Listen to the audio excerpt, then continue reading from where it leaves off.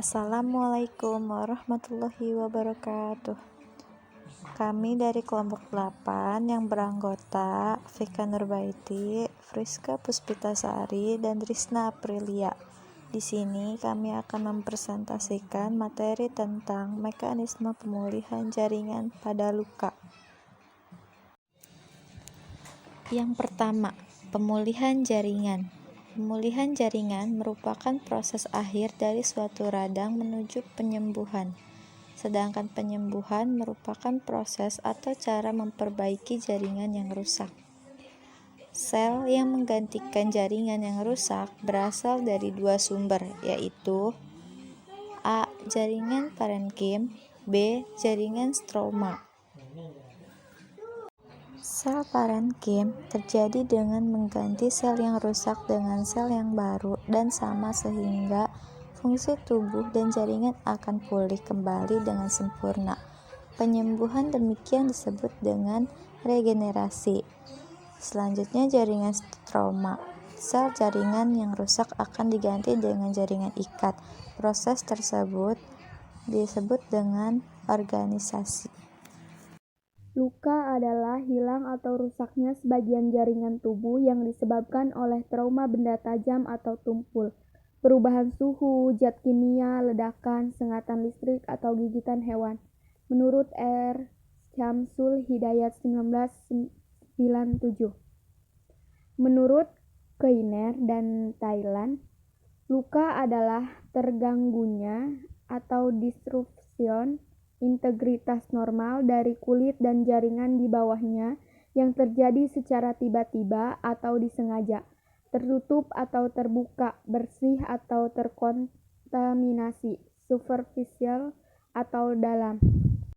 Klarifikasi penyembuhan luka. Penyembuhan luka primer, luka diusahakan bertaut biasanya dengan bantuan jahitan.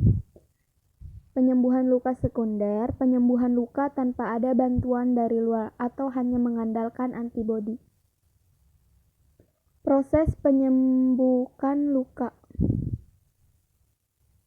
Ada 3 fase, fase inflamasi, fase proliferasi, fase maturasi. Fase inflamasi, pembuluh darah terputus menyebabkan pendarahan dan tubuh berusaha untuk menghentikannya. Fase proliferasi, terjadi proliferasi fibroblas atau penautan tepi luka. Fase maturasi, penyerapan kembali jaringan berlebih, pengerutan sesuai gaya gravitasi, perupaan kembali jaringan yang baru, biasanya 3-6 bulan. Faktor-faktor yang mempengaruhi penyembuhan luka. Yang pertama, kurangnya suplai darah dan pengaruh hipoksia. Luka dengan suplai darah yang buruk sembuh dengan lambat. Yang kedua, luka besar atau lebar biasanya akan lebih lambat daripada luka kecil. Yang ketiga, lokasi luka yang terdapat di daerah dengan vaskularisasi baik kepala dan wajah sembuh lebih cepat daripada luka yang berada di daerah pergerakan sendi-sendi akan sembuh lebih lambat. Bentuk luka yang sederhana akan lebih cepat. Dehidrasi, jika luka terbuka dibiarkan terkena udara, maka lapisan permukaannya akan mengering.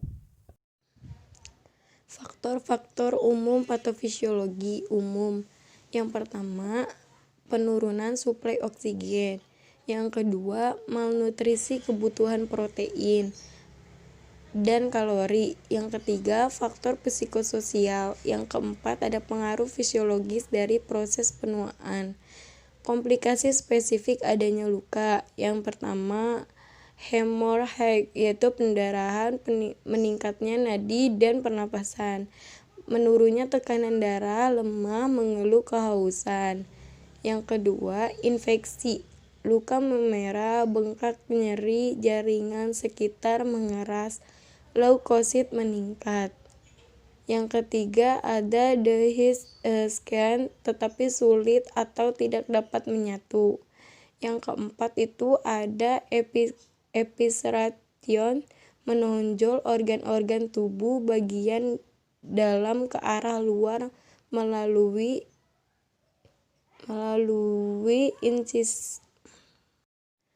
berdasarkan kedalaman dan luka. Yang pertama tuh ada stadium 1, stadium 2, stadium 3, dan stadium 4. Ada lapisan otot.